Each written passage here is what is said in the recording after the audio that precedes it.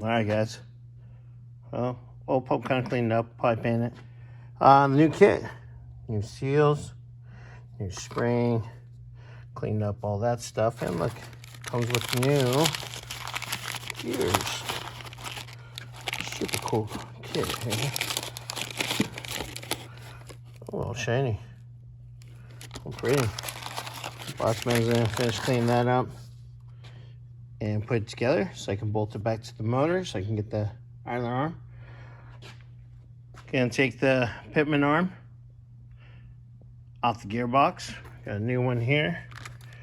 Was leaking right in that area, so we got a seal kit. So yeah, we'll get this all cleaned up. So the steering wheel back in today. Not a line, just steering back in and make it a roller again.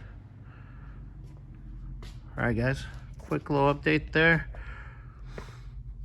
and I'll get back to you guys in a few.